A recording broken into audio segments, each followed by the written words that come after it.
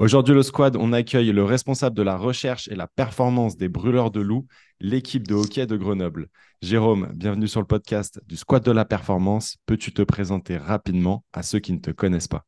Salut Maxence, bah écoute déjà merci beaucoup, c'est un honneur de pouvoir échanger avec toi et être à la suite de nombreux de mes confrères ou collègues qui ont été avant moi à ma place que j'apprécie. Donc bah écoute, moi je suis Jérôme Pérez, comme tu l'as dit, responsable recherche et performance au sein de l'équipe professionnelle de hockey sur glace des Brûleurs de Loups. Rapidement, j'ai un background de kiné à la base. J'ai travaillé 5 ans en tant que kiné, à la fois dans le foot pro sur des clubs de Ligue 2. Et puis après, bah, je me suis réorienté sur un master STAPS, puis un doctorat STAPS en sciences du sport, donc sur l'évaluation des contraintes biomécaniques et en hockey sur glace, un sport que je connaissais pas du tout. Puis, à la fin de mes 3 ans de thèse, j'ai eu l'opportunité d'intégrer la structure des Brûleurs de Loups, à travers certains contacts pour créer un peu qu'on appelle maintenant désormais communément un département recherche et performance. Donc voilà, maintenant je suis au Brûleur de Loup depuis, j'attaque ma troisième année maintenant. Donc voilà, super intéressant, super captivant et voilà, encore plein de choses à faire. Donc c'est cool. Oh cool. Est-ce que justement tu peux nous parler de tes responsabilités au sein de l'équipe grenobloise, ce que tu fais au quotidien et tes projets à moyen et long terme? J'essaie d'avoir une vision globale de la performance. C'est-à-dire que moi, en fait, mon objectif, c'est que les joueurs soient en bonne santé. Comment j'appelle ça en bonne santé? Et c'est ma responsabilité aujourd'hui. On a défini comme ça avec l'ensemble du staff. C'est qu'en fait, les joueurs soient en bonne santé d'un point de vue physique, d'un point de vue mental, d'assurer tout ce qui est récupération. Voilà, pour que les joueurs, quand ils soient sur la glace, quand on commence à rentrer en saison ou quand on définit nos objectifs, ils soient capables d'encaisser les charges d'entraînement sur la glace et en compétition. Donc ça, c'est mon plus gros objectif aujourd'hui du quotidien. Et après, derrière, je dédie toujours un temps de structuration de notre organisation d'un point de vue préparation physique avec le hockey mineur notamment, et aussi développer les relations externes. Parce que les relations externes, c'est à la fois les relations avec notamment l'université qui peut être très forte, parce que c'est ce que je crois, c'est d'aller chercher des compétences, de l'expertise à travers l'université, une université qui est très présente ici sur Grenoble, une ville universitaire, une des plus grandes villes universitaires avec énormément de champs possibles. Donc ça, c'est la première relation que j'aime créer. La deuxième, c'est avec les autres sports professionnels collectifs de présence sur Grenoble, à savoir le rugby et le football. Voilà, on a une identité à trois qui est aussi très importante.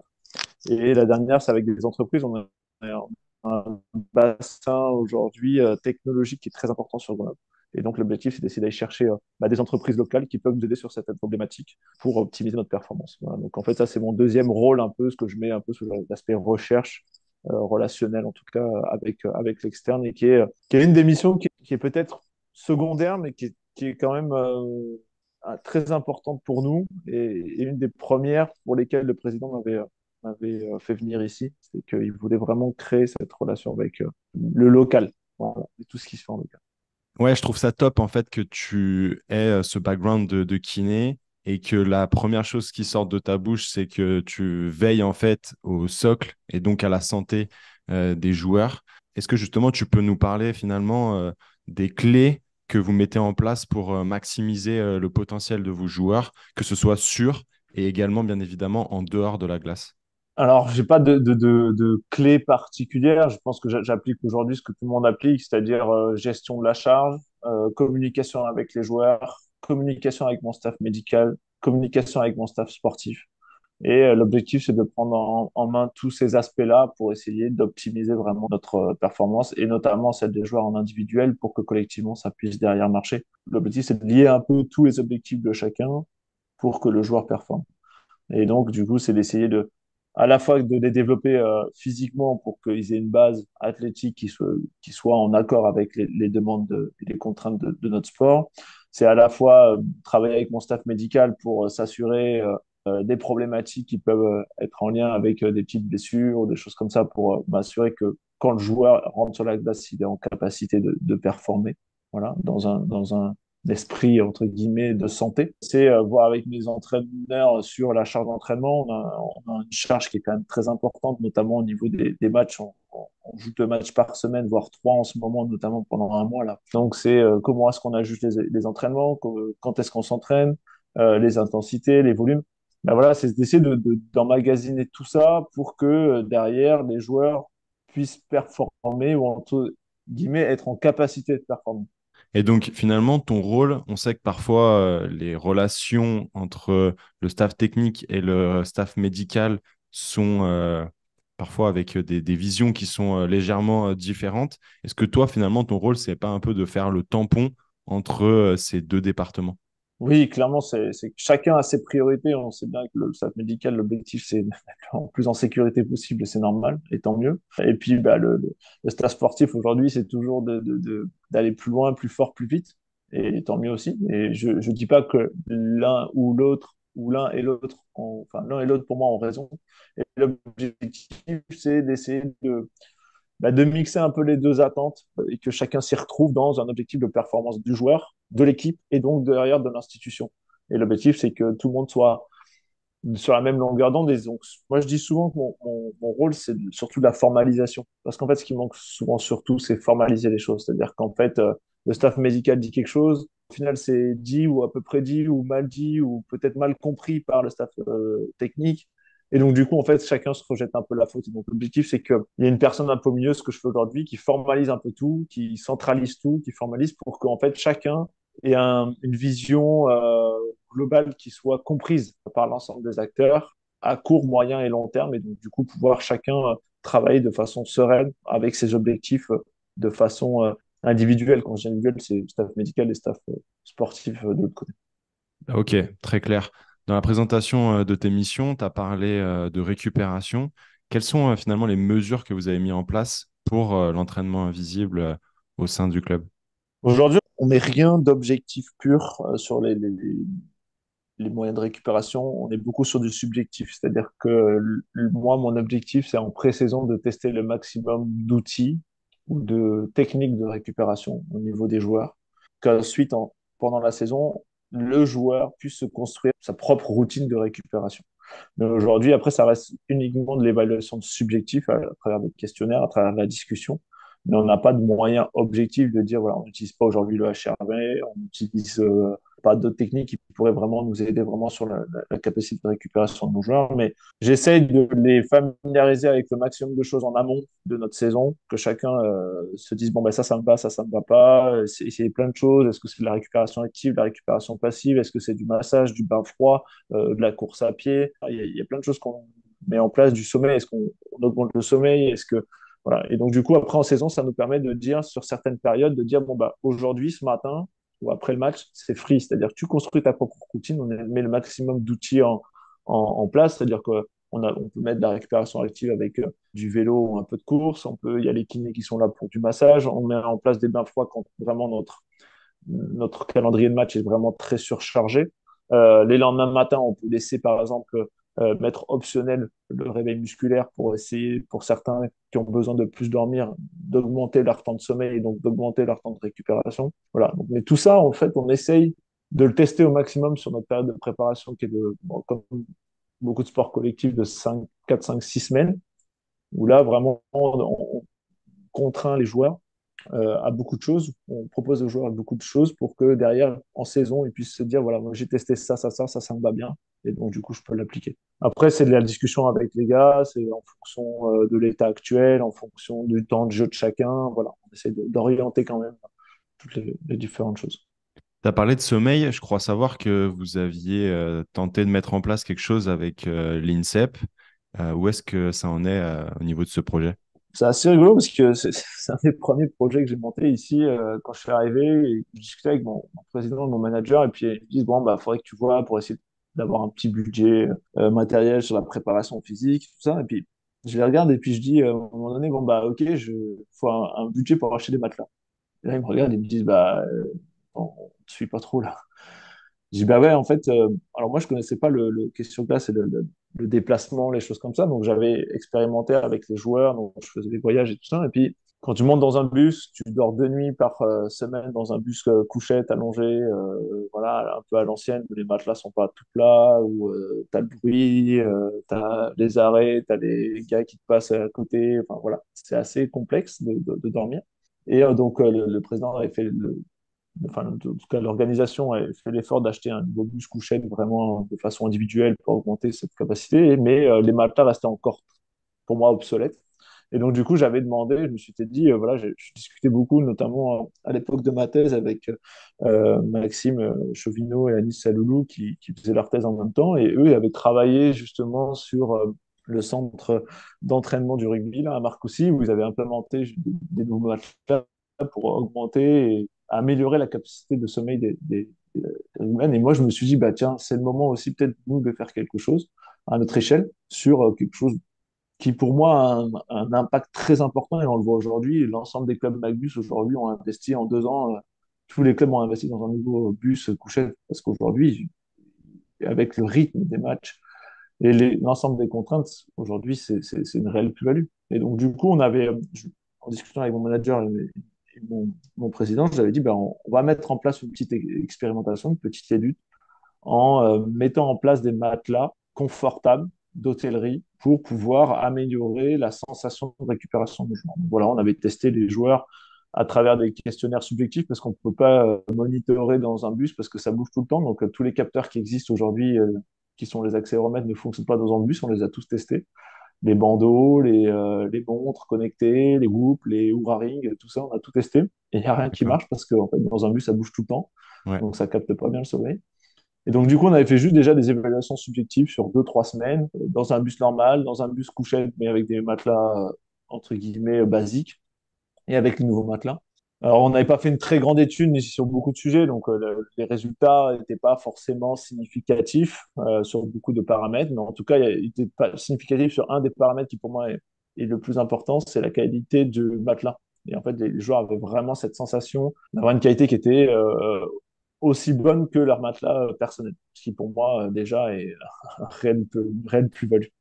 Voilà. Après, sur les vrais facteurs de récupération ou quoi, l'étude étant trop courte, avec trop de paramètres à côté contextuels qu'on n'avait pas forcément pris en compte, qui faisaient que voilà, c'était pas significatif. Mais en tout cas, sur ce paramètre-là, ça ressortait. Pour moi, c'était très important. C'est rigolo que tu parles de ça parce que je crois avoir lu une fois, il me semble que c'est dans le cyclisme, où une équipe avait enfin, pris des matelas qu'ils amenaient pour les changer directement à l'hôtel. Donc là, c'est encore différent de vous avec le bus couchette. C'est vrai que c'est des choses qui existent. Mais je voulais savoir, le questionnaire, c'est quelque chose que vous avez validé scientifiquement ou c'est juste un questionnaire que vous avez mis en place mais que vous n'avez pas forcément poussé beaucoup plus loin? Non, mais justement, alors moi, c'est dans tout ce que j'aime entreprendre, c'est d'être quand même clean d'un point de vue quand même scientifique, d'avoir une démarche qui est scientifique, donc avec des choses qui soient quand même prouvées. Et donc, c'est pour ça que j'avais recontacté Maxime Chauvineau, donc qui finit sa thèse aujourd'hui à l'INSEP sur le sommeil, que je considère pour moi comme un expert. Et donc, on avait retravaillé justement sur un questionnaire que eux utilisent aujourd'hui dans leurs études et qui reprend plusieurs questionnaires validés. On l'a repris pour cette étude-là pour avoir des questions voilà, qui tiennent la route. Voilà, pas juste un petit Google Form que moi j'avais pensé, mais vraiment avec une démarche scientifique derrière, avec des outils qui soient quand même validés. Et Ok. au début, on avait même pensé à mettre des actimètres et choses comme ça, mais en fait, ça marche, ça fonctionne pas dans le bus parce que avec l'ensemble des secousses, ça dépend. Donc ça, c'est un peu de rester un peu sur notre fin. On aurait bien voulu un peu monitorer de façon objective aussi le sommeil, mais ça, aujourd'hui, on n'était pas capable avec les outils qu'on avait en disposition. Donc déjà, le fait d'avoir juste le questionnaire validé scientifiquement, c'était déjà quand même quelque chose d'important pour nous. Trop cool. Et il me semble que tu as travaillé donc, sur les effets physiologiques et mentaux dans le badminton. Et je voulais savoir justement, en plus des aspects physiques, quel est pour toi le rôle que jouent les facteurs psychologiques dans la performance des athlètes? Sujet passionnant également. Alors, si je te fais rapidement un récap, en gros, moi, donc, quand j'arrive, j'essaie de monitorer à travers des questionnaires sur bon, les RPE, le wellness, etc. Voilà. Et puis, à un moment donné, j'arrive dans la saison où je discute avec notamment l'entraîneur et les joueurs me disent, ouais, je suis fatigué, je suis fatigué. Et quand je regarde la charge d'entraînement, des choses comme ça, je me dis, mais pourtant, on ne travaille pas plus que ça, on pourrait travailler plus, il y a les déplacements, bien sûr, c'est important. Et puis en fait, en discutant avec un joueur, il me dit, oui, mais tu sais, Jérôme, c'est pas forcément toujours la fatigue physique. Quand tu enchaînes 2 matchs ou 3 matchs, des fois à l'extérieur, bah, tu pars entre 2 et 4 nuits hors de chez toi, tu reviens, tu vois pas tes enfants, et puis ça peut durer comme ça pendant un mois, si tu enchaînes des 3 matchs par semaine pendant un mois. Et donc, il dit, oui, physiquement, on est performant, il n'y a pas de souci, mais par contre, mentalement, c'est compliqué. Il dit, voilà, nous, des fois, on a besoin d'un peu plus couper. Et ça, j'avais pas, un peu jeune, connaissant pas encore totalement les contraintes de ce sport-là. Et je me dis, bah ouais, mais en fait, t'es un peu con, parce que tu n'as pas pensé à ça. Et donc, à partir de là, je me suis dit, il nous manque des choses. Il nous manque des choses aujourd'hui, moi, en tant que responsable performance. Et puis, il nous manque aujourd'hui des choses dans l'institution pour accompagner encore mieux les joueurs sur ces aspects-là mentaux. Alors, pas forcément de récupération, mais de façon globale mentaux. Et donc, du coup, l'année dernière, j'ai participé à un DU, le DU Teams, monté par l'Université de Bourgogne en relation avec les sports co dans le cadre de Paris 2024, voilà, qui est l'idée par Michael Campo, aujourd'hui un expert dans ce domaine-là, et ce qui m'a apporté énormément, énormément de billes ou d'ouverture d'esprit sur ces aspects mentaux. Et à tel point qu'on a décidé cette année d'intégrer donc une préparatrice mentale qui vient une fois par semaine, toute la journée, dans notre institution pour travailler à la fois sur les habiletés mentales de groupe, les habiletés mentales individuelles et aussi travailler avec les staffs, le staff pro, le staff U20 pour lequel aussi on est en charge. Et donc, elle est là toute la journée et puis elle enchaîne voilà, différentes modalités en collectif, en individuel ou en staff pour travailler justement tous ces aspects mentaux, ces habiletés mentales qui, pour moi, aujourd'hui, doivent prendre une part encore plus importante. Voilà. En tout cas, des choses qu'on sous-estime parfois. Et Ouais, voilà. clairement. Comment communiquez-vous avec cette préparatrice mentale sur justement, bah, parfois il y a des secrets professionnels qui sont pas forcément évidents, mais malgré tout, on reste dans le sport. Comment vous gérez ça? Dans la définition des rôles de chacun, je parlais tout à l'heure de la formalisation, c'est pareil, c'est-à-dire qu'aujourd'hui, on en place une préparatrice mentale pour l'infrastructure, la structure. Elle, déjà, elle-même, elle connaît ses limites, c'est-à-dire que c'est pas une psychologue, c'est-à-dire qu'à un moment donné, Ouais, tout ce qui est problèmes personnels, mentaux, qui peuvent être graves, bah, elle renvoie vers une personne référente. c'est clair. Et après, elle respecte son domaine de confidentialité, c'est-à-dire qu'elle peut traiter de sujets qui peuvent être en lien avec de la préparation mentale, et elle nous fait part des choses de façon très grossière, entre guillemets. C'est-à-dire que nous, elle n'a pas dans la formalisation de son travail, elle ne rentre pas forcément tout le temps dans le détail de ce qu'elle met en place. Il y a des choses qui sont... Mais quand ça atteint la performance du joueur ou la performance de l'équipe, voilà, on a juste une trame de façon ouais, je dirais grossière de savoir les thèmes qu'elle travaille par rapport à ces gens-là. Après, s'il y a des choses plus en profondeur, plus personnelles, Elle là, délègue. forcément, elle délègue. Voilà. Ouais, ok. C'est vraiment pas, on a essayé de définir vraiment sur le fait que c'était pas forcément une psychologue ou c'est quelque chose encore différent. Mais elle travaille aujourd'hui, elle était intégrée aujourd'hui dans le staff et dans l'institution pour aider les joueurs, tout en respectant la confidentialité des joueurs, parce que c'est quand même aussi important à un moment donné que les joueurs puissent se livrer sur telle ou telle thématique. Donc nous, on est au courant des fois des thématiques sur lesquelles elle travaille, mais c'est une thématique globale, mais on ne sait pas forcément ce qui se passe dans la scène. Ouais, ok, ça marche. Et justement, toi, en tant qu'avec un background de kiné, tu sais forcément que les joueurs parlent beaucoup sur une table, dans la confiance du staff médical. Je trouve que c'est intéressant parce que je sais que tu t'es intéressé à l'impact de la relation entraîneur-entraîné sur l'athlète, et j'aimerais que tu puisses nous en parler davantage. Ça fait partie, par exemple, aussi de mes premières études qu'on a mis en place, notamment avec l'Université de Grenoble ici, avec le laboratoire Sens, qui ont une spécificité de travailler sur cette thématique-là. Nous, quand je discutais avec les entraîneurs, on avait du mal justement à cerner un petit peu sur comment accompagner mieux nos jeunes dans un objectif quand même de performance. On est quand même là pour performer, on est quand même là pour former des athlètes de haut niveau. Aujourd'hui, la ligne, elle est toujours très fine entre ben, je pousse un peu, je pousse trop, ou je pousse pas assez. Enfin, voilà. Et puis toujours respecter quand même l'être humain qui est derrière, parce qu'on forme quand même derrière tout ça, on forme des hommes. voilà, derrière les athlètes, il y a un homme. Donc, du coup, c'est très important. Et donc, cette thématique de relation entraîneur-entraîné, elle est aussi très importante. Et tu l'as dit, moi j'ai connu la table de kiné, on dit toujours que c'est le lieu un peu de discussion, c'est pas un divan caricaturalement, c'est pas le divan du psychologue, mais presque des fois. Et en même temps, c'est très important. C'est-à-dire que c'est aussi un endroit où les joueurs peuvent se lâcher, peuvent échanger, peuvent décharger émotionnellement. Et ça, pour moi, c'est aussi très important. Et c'est pour ça que je trouve que la relation avec le staff médical, elle est aussi très importante. Sans non plus, je veux tout savoir, mais il y a des choses qui sont aussi importantes à un moment donné de savoir et d'échanger avec le staff technique. On disait tout à l'heure en préambule, on discutait justement de cette relation. Et pour moi, là-dessus, il y a une réelle aussi articulation de se dire, voilà, le coach, à un moment donné, doit aussi savoir dans quel état émotionnel et le joueur. Alors aujourd'hui, on n'a pas la chance d'avoir Véronique, notre préparatrice mentale au quotidien.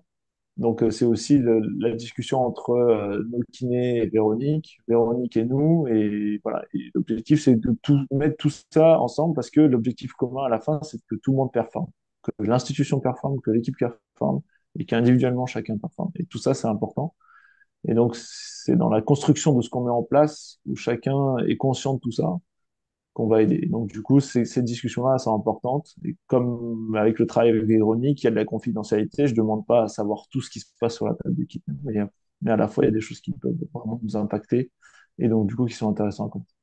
Ouais, je trouve véritablement génial finalement dans ton recrutement. J'imagine que ça a été fait exprès de choisir quelqu'un avec une vision très holistique, avec notamment ce background très médical et ce côté aussi tourné vers la performance qui, il me semble, permet d'avoir une meilleure compréhension, comme tu l'expliquais, entre les différents départements, où parfois il y a cette vision qui est trop tournée vers le médical ou trop tournée vers la performance et deux départements qui parfois ne se comprennent pas sur certaines thématiques.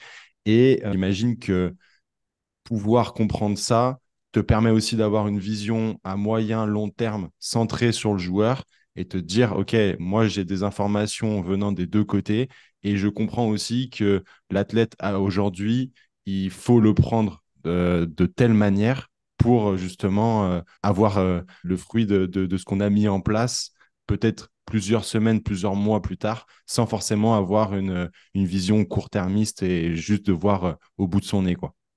Alors, je ne sais pas si c'est pertinent de me recruter. En tout cas, le choix a été fait. En tout cas, moi, c'est mon parcours de formation qui est comme ça, parce que j'ai toujours posé cette question de savoir qu'est-ce qui était la performance. Et derrière la performance, il y a énormément, énormément d'aspects.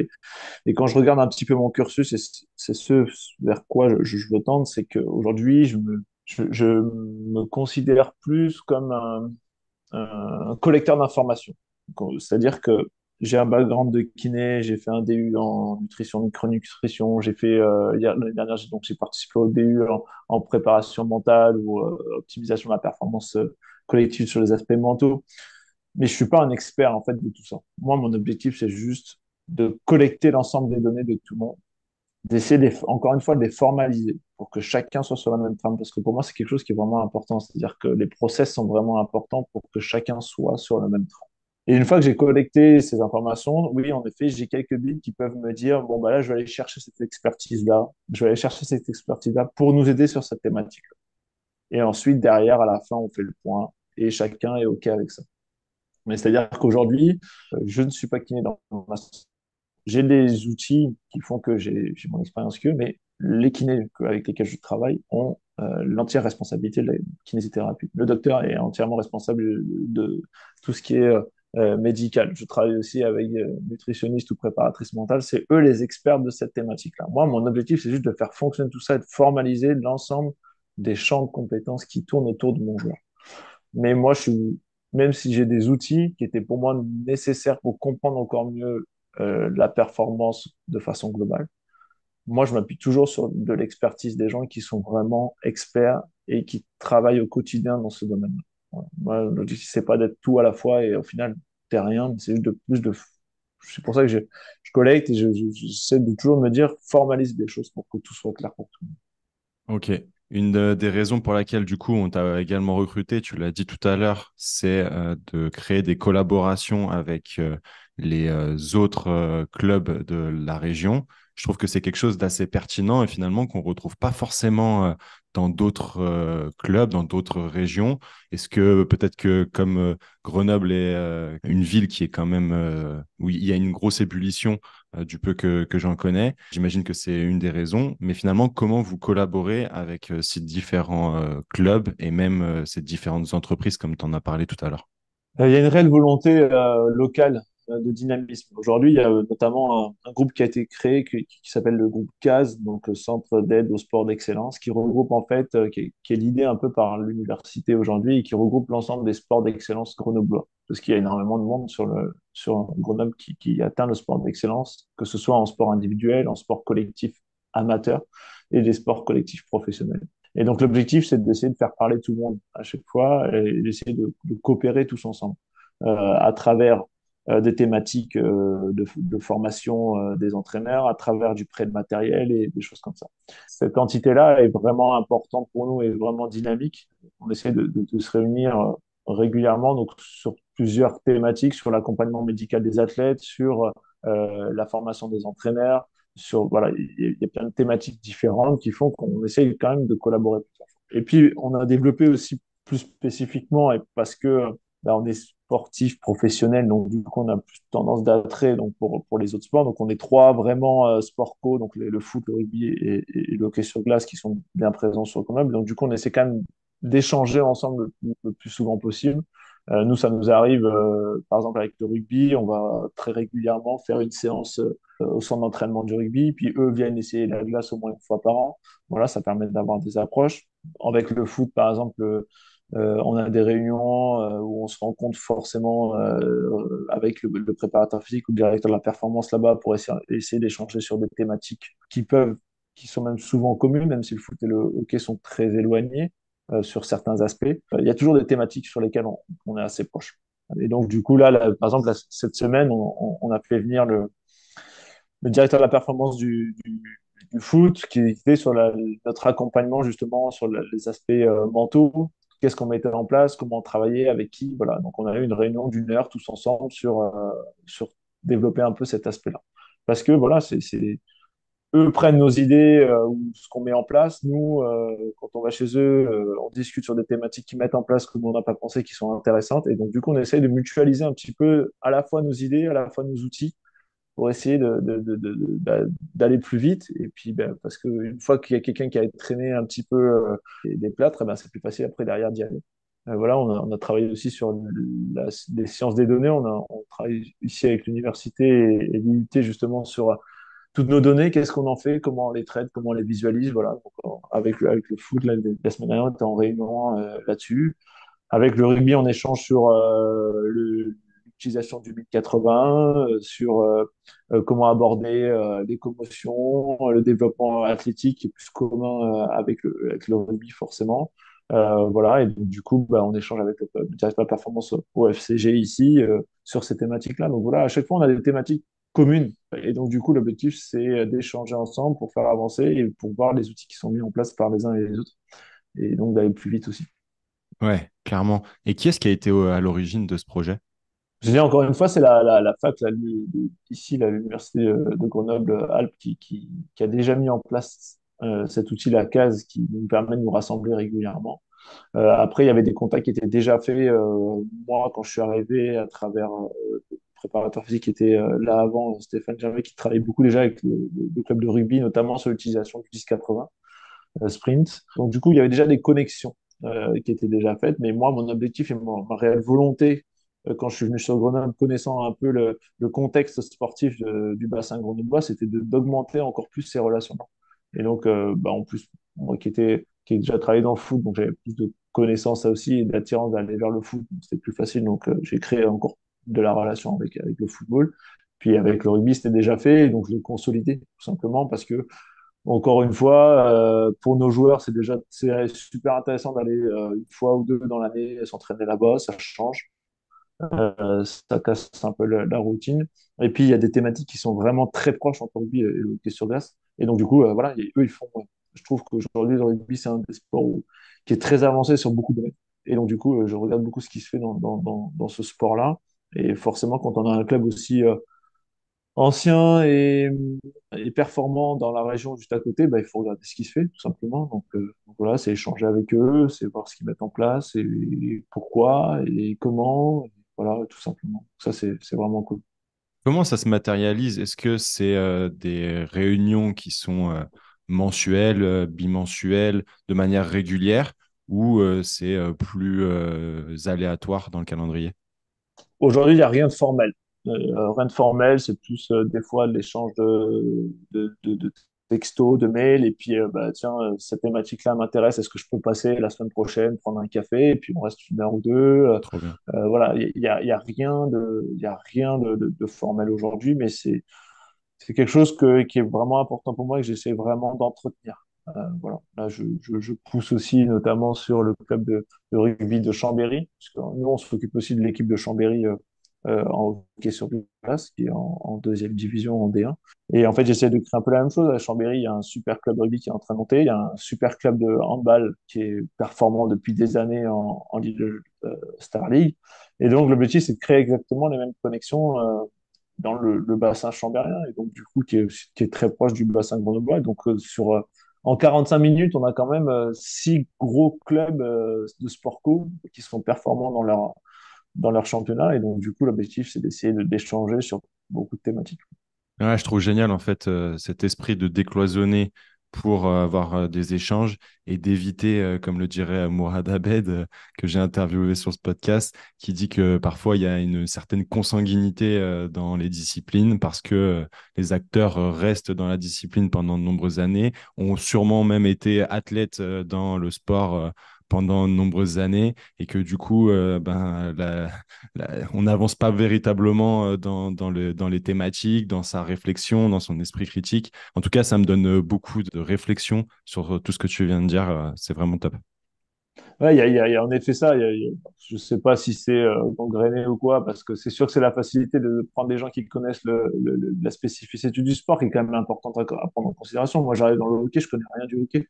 Donc c'est sûr que à la fois c'est une grosse plus-value pour moi parce que je remets beaucoup de choses en cause et des fois de façon un peu stupide, hein. Les entraîneurs rigolent des fois quand je pose des questions en disant mais c'est facile, enfin tout le monde le sait ça. Je dis ouais mais moi enfin voilà moi je m'amuse des fois même presque à faire un peu d'innocent par rapport à ça. Et à la fois c'est aussi le rythme. Je veux dire maintenant aujourd'hui on est dans des rythmes effrénés dans l'ensemble des compétitions en foot, en rugby, en hockey sur glace, en basket. Des choses comme ça. Et donc, du coup, bah, la facilité, c'est déjà d'essayer de faire son travail au quotidien dans sa structure. Et donc, l'ouverture, prendre du temps, 2 heures ou 3 heures pour aller ailleurs, des fois, bah, des gens ont du mal à prendre 2 ou 3 heures pour soi ou pour sa famille. Si Mm. en plus il faut aller ailleurs, il y a sa structure, c'est ça aussi qui est très difficile aujourd'hui. Alors, l'avantage, c'est que maintenant, avec les moyens qu'on a d'entretien par visio ou quoi, ça reste quand même facile, mais ça reste quand même du temps. Et le temps aujourd'hui, quand on est dans une structure pro, bah, il est compté. Et donc, du coup, s'ouvrir, ça demande du temps. Et du temps, des fois, on l'a pas. Et donc, c'est pour ça que souvent, ce système, il est un peu difficile à casser parce qu'on est bien dans notre routine, entre guillemets, dans notre sport, parce qu'on connaît, donc ça va plus vite, on peut plus facilement. Mais en même temps, tu as raison, il faut casser ça. Mais c'est comment le gérer. C'est plus Ouais, la difficulté.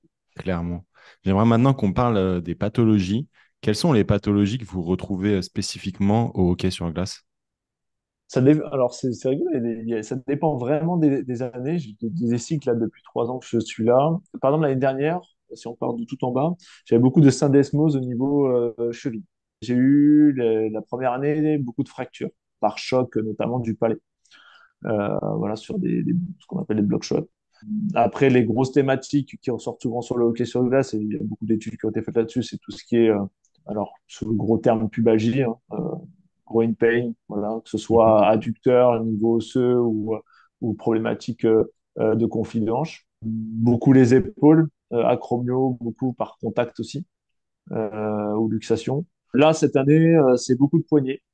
J'ai énormément de problématiques de poignet. Pareil, hein, des chocs avec les crosses, tout ce qui est vibration, duel, tout ça, on a énormément de problèmes de poignet. Et après, la dernière thématique qui m'embête toujours un peu, c'est commotion. C'est pour ça que je trouve qu'on se rapproche beaucoup quand même de rugby là-dessus, même si les commotions sont pas les mêmes, parce que c'est pas dans la même position souvent qu'elles sont faites chez nous. Le joueur est vertical, alors que chez Rugby, souvent les commotions sont faites dans une position plus horizontale, mais on a beaucoup de commotions aujourd'hui dans le hockey et c'est de nos problématiques. Ok. Du peu que je connais de l'activité, quand j'observe les gardiens en hockey sur glace, les positions sont souvent caractéristiques avec des grosses rotations internes de hanches. Est-ce que vous retrouvez des pathologies très spécifiques que vous retrouvez davantage, disons, chez les gardiens? Alors, c'était une thématique aussi de recherche que j'ai mis en place là avec un laboratoire, enfin ici une entreprise qui a créé des petits capteurs, MySmartMove, ça crée des petits capteurs au niveau bas du corps et qui regardait un petit peu justement. On a essayé de voir un petit peu quelle était la caractérisation du mouvement du papillon, qui est aujourd'hui le plus traumatique chez le gardien, sur les rotations et notamment ce qui était problématique et ce qui est problématique dans ce mouvement-là, c'est les vitesses de rotation interne qui viennent vraiment dans des amplitudes vraiment très importantes. Et c'est ça qui est problématique. Aujourd'hui, chez mes gardiens, j'ai pas de, sur l'ensemble que j'ai là pour le moment, je touche du bois, mais j'ai pas de problématique importante chez eux au niveau des hanches. Mais il est sûr que quand on regarde la littérature, c'est un poste qui est vraiment propice à, par ses vitesses de rotation qui sont très importantes et ce mouvement qui est pas du tout fonctionnel. Mhm. Et donc, l'objectif, c'est de vraiment travailler avec eux sur la gestion de charge que je qualifierais plus au niveau hanche pour essayer de faire attention quand même. Je discutais notamment avec un des préparateurs physiques en NHL là, et qui avait un raisonnement qui était top. C'était que les veilles de match, souvent, nous, en hockey, bah, c'est un peu comme dans beaucoup de sports. En gros, c'est plus pour mettre en confiance les joueurs, ou beaucoup de vitesse, des choses comme ça. Et puis, nous, par exemple, en hockey, il y a beaucoup de shoot. Voilà, les joueurs passent et ils prennent un puck, ils shootent. Et puis, en fait, le gardien, il peut prendre aller dans une séance 200 shoots, peut-être. Et en fait, il se disait, mais la veille de match 200 shoots, alors que dans un match, il va en prendre 40. Et donc, en fait, là, nous, on veut essayer de décharger le joueur la veille de match pour qu'il soit prêt au match. Et le gardien, on lui fout 5 fois plus de ce qu'il va prendre dans la gueule le lendemain. Il dit donc en fait c'est complètement incohérent parce qu'en fait on pense surtout aux joueurs et on pense pas à ce gardien.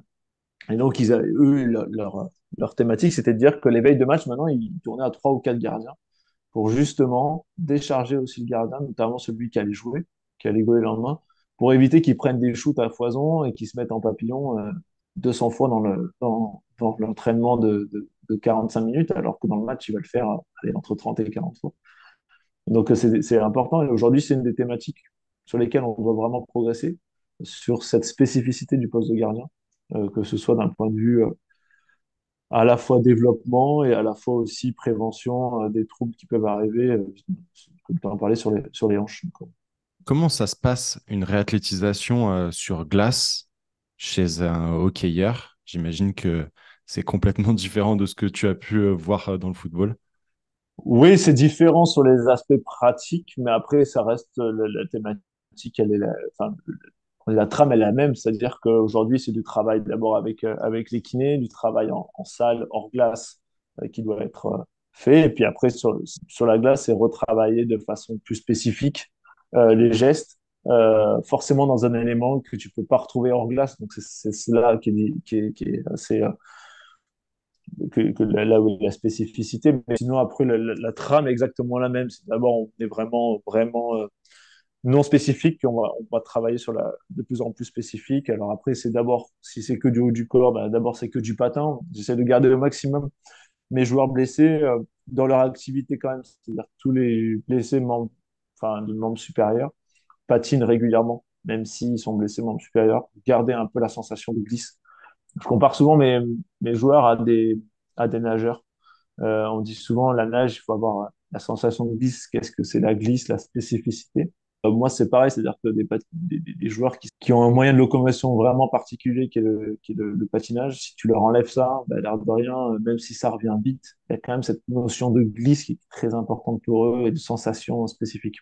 Je me bats souvent avec mes entraîneurs pour être content que je dise ça, mais le travail hors glace remplacera jamais le travail spécifique sur la glace. Voilà, ça on dit souvent dans l'ensemble des domaines, dans tous les sports. Mhm. Et voilà, j'ai travaillé dans le foot, tu peux lui faire travailler la course. La course derrière, il va reproduire ces courses-là, même si c'est avec un ballon, c'est de la technique qui est différente, mais ça reste quand même de la course. Moi, je peux travailler la course, je peux travailler du vélo. Quand je mets mon joueur sur la glace, c'est vraiment des choses qui sont complètement différentes et donc vraiment spécifiques. Et c'est ça qui, dans notre prise en charge de la blessure et le retour au jeu, c'est ça qu'il faut vraiment, vraiment prendre en considération. Voilà, notamment quand c'est des blessures au bas du corps, que les gars n'ont pas patiné depuis très longtemps. Donc déjà, la reprise doit être vraiment progressive. Et derrière, pour retrouver des vraies sensations de glisse et donc de patin, ça prend un peu plus de temps que dans d'autres disciplines où le sport porté, la course ou quoi pourrait accélérer. Ouais, et puis finalement, tu parlais de charge tout à l'heure, et ça peut être pertinent de se dire, OK, quel est le nombre d'heures, je ne sais pas si tu prends d'autres mesures, de se dire combien de temps l'athlète passe sur la glace. Là, il y a blessure.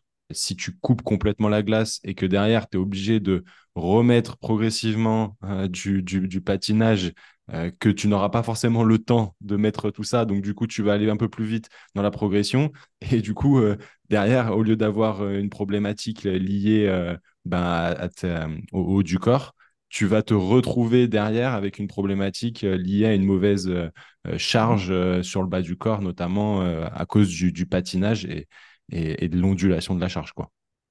C'est pour ça que mes blessés haut du corps patinent très très rapidement. Parce Ouais. que je ne veux pas perdre ça, que ce soit problématique. On parlait tout à l'heure alors j'aime pas justement, mais de pubalgie, en gros, de tous ces problèmes-là, de changement de direction, des choses comme ça, en lien avec la spécificité, même si c'est 20-30 minutes, il monte, il patine un peu, mais juste pour garder cet effet de glisse, cette sensation de glisse, qui est pour moi vraiment très important. Ok, très clair. Et est-ce que finalement, un préparateur physique, voire même un kiné dans le domaine du hockey, doit savoir patiner? J'aurais dû t'envoyer une vidéo de ce matin à 8 heures quand j'étais sur la glace avec mes blessés. Ça les fait beaucoup rire, mes joueurs, parce que du coup, je disais tout à l'heure, je n'étais pas du tout issu du hockey et je ne sais pas du tout patiner. Donc, c'est assez rigolo de me voir me déplacer sur la glace. Mais voilà, moi c'est un effort que je dois faire. Et donc, du coup, oui, c'est des choses qu'il faut quand même apprendre. Et donc, du coup, discuter, échanger avec les gens qui connaissent bien le métier. Je discute beaucoup avec mes entraîneurs, là-dessus, sur les techniques de patin, sur qu'est-ce qu'il faut appréhender quand même. Et ça m'a pris quand même 1, 2, 3 ans pour vraiment mieux maîtriser la technique. Parce que quand tu ne l'as pas toi, et même je ne l'ai toujours pas, et puis je pense que je ne l'aurai jamais, mais avoir quand même des connaissances, et notamment par des experts de ce domaine-là, c'est vraiment très important. Le travail du quart sur la glace, voilà, certains appuis, des choses comme ça. Et, il y a des fois, je fais des choses qui sont complètement incohérentes avec ma discipline, et moi, ça les sort un peu de leur cocon, mais Spécificité. à la fois sur certaines séances notamment, je demande à ce qu'il y ait un coach qui vienne avec moi pour être beaucoup plus spécifique, de pouvoir mieux gérer les spécificités du patin notamment, pour vraiment avoir de l'aide, parce que c'est quand même important d'avoir cet œil d'expert là-dessus. Ok, et lors d'un match, s'il y a une problématique, on va prendre l'exemple que tu as donné de commotion, j'imagine que du coup, les kinés, le médical est censé patiner sur la glace pour aller voir le joueur. Non, ils se déplacent en basket en vrai. Ah ouais?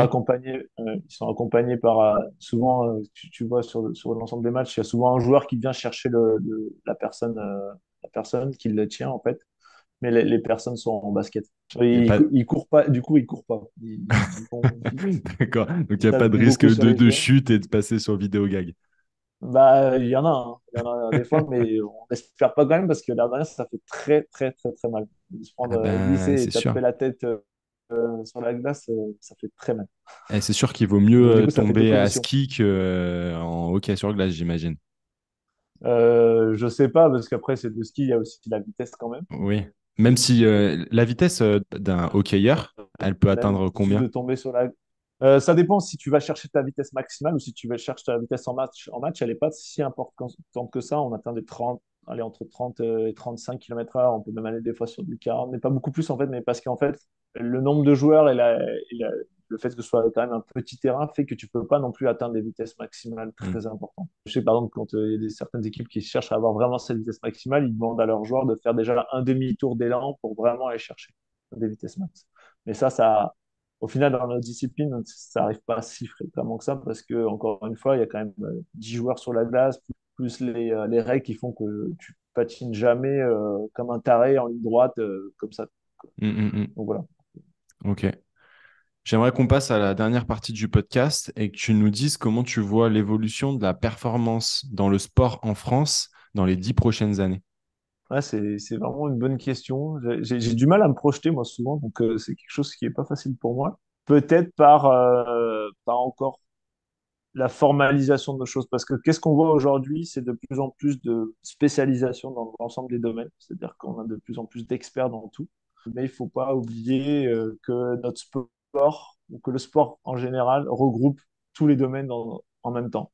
Et que du coup, cette nécessité, alors que ce soit peut-être par l'entraîneur ou par des personnes qui sont connexes à lui, et je pense qu'aujourd'hui, c'est ce qui se fait de plus en plus dans les grands clubs, c'est-à-dire que l'entraîneur est spécifique de la discipline et manage. Mais à côté de ça, souvent, tu as quelqu'un qui regroupe un peu, ce que j'essaie de peut-être de faire ici, c'est que regroupe un peu de l'ensemble des expertises. Et donc, du coup, pour moi, dans 10 ans, c'est vraiment d'avoir des experts qui soient connexes à ton organisation dans beaucoup de domaines, mais qui soit centralisé et formalisé pour que ta performance, qui regroupe l'ensemble des expertises-là, puisse être appliquée dans le sport dans lequel toi, tu interviens au quotidien. Et de plus en plus de connaissances, mais c'est toujours pareil, je suis un amoureux, un boulimique de la connaissance, j'adore apprendre. Et des fois, je me dis toujours, oui, mais le sport reste le sport, c'est quand même quelque chose qui est d'impulsion, d'émotion, du direct. Et des fois, c'est bien de tout maîtriser, de vouloir tout maîtriser, mais le sport, et j'espère, le sport restera ce qu'il est aujourd'hui, c'est-à-dire quelque chose de live, quelque chose en direct, avec l'émotion, l'expérience, tout ça. Et c'est ce qui fait qu'on aime ça aussi. Ouais, Donc c'est à la fois cette balance entre tout maîtriser et puis laisser le sport faire, tout simplement. ouais. Le Parce que, chaos du voilà. sport qui fait qu'on ne maîtrise rien aussi. Ouais, c'est assez sage comme explication, je trouve ça cool. J'aimerais te poser ma dernière question, la question passe décisive. Qui aimerais-tu entendre passer au micro du squat de la performance? Peut-être des gens qu'on n'entend pas forcément dans d'autres podcasts avec qui j'échange ou qui je m'intéresse des fois. J'avais adoré. Alors, merci beaucoup à toi. J'ai découvert Sylvain Devire. Hmm. Alors, excusez-moi pour la prononciation, que je suivais depuis quelques mois sur LinkedIn notamment et que j'ai découvert dans ton podcast. Donc, c'était à point nommé. J'ai vraiment aimé. J'ai vraiment adoré ce podcast-là. Donc, si je devais donner des noms comme ça qu'on n'entend pas forcément partout, je dirais j'aime bien Frédéric Marcerou, qui a une approche vraiment très importante, très intéressante, très globale. Alors, lui aussi, j'ai Anthony Coulard avec qui je discute beaucoup, qui a eu beaucoup d'expérience. Je dirais peut-être que tu as connu Basile Hors-Chevalier, que j'aime bien son travail cognitif. J'aime beaucoup. Et puis tout ce qui est kiné, qui avec en même temps attrait à la performance. Nicolas Fouché, peut-être sur l'épaule, et qui travaille Ouais. aussi dans le handball, qui forme un bon duo avec Clémence Bien-Aimée notamment, et que je trouve très pertinent, voilà, que j'aime beaucoup. Voilà. Il y en aurait plein d'autres, hein, certainement, mais voilà, peut-être des gens qu'on entend moins sur les podcasts, parce que je trouve que c'est ça aussi ça la force des podcasts, c'est que des fois d'aller chercher des gens qu'on entend moins, mais qui sont tout autant passionnés par ce qu'ils font, et c'est top, j'adore ça. J'enverrai le podcast à Frédéric parce que ça fait un petit moment que je veux qu'il vienne sur le podcast et je négocie un petit peu avec lui. Donc, merci pour ta reco. Et Basile, tu vois, c'est très rigolo que tu me parles de lui parce qu'on s'est échangé un message là, dans la semaine et on devrait s'appeler prochainement pour échanger de tout ça. Donc, ça serait un plaisir ouais, de l'avoir sur le podcast. En tout cas, je te laisse le mot de la fin pour terminer cet épisode. Ben, juste te remercier parce que, encore une fois, je suis un boulimique de connaissances et j'adore les partages d'expériences et je trouve que les podcasts comme les tiens, notamment, permettent ça. Et je trouve qu'on découvre plein de gens qui sont passionnés par ce qu'ils font, passionnés par leur métier. Et l'avantage des podcasts, c'est que moi, j'ai de la route tous les jours. J'ai 45 minutes de route pour venir travailler et donc ça me permet d'apprendre. Donc, merci à toi, merci à tous ceux que tu as interviewés pour leur partage, parce que je trouve que pour moi, c'est quelque chose qui est très important, en tout cas, le Trop partage cool. d'expérience. Donc, merci. Trop cool. Je me reconnais beaucoup dans ton témoignage. Merci beaucoup, Jérôme, pour le partage de ton expérience. Merci aussi à Miss Mo pour son commentaire sur le dernier épisode publié et à tous ceux qui notent les épisodes. Ça aide véritablement grandement le projet. Nous, on se retrouve mercredi prochain, 18 h. D'ici là, je te souhaite de prendre un maximum de plaisir dans ton sport. Force!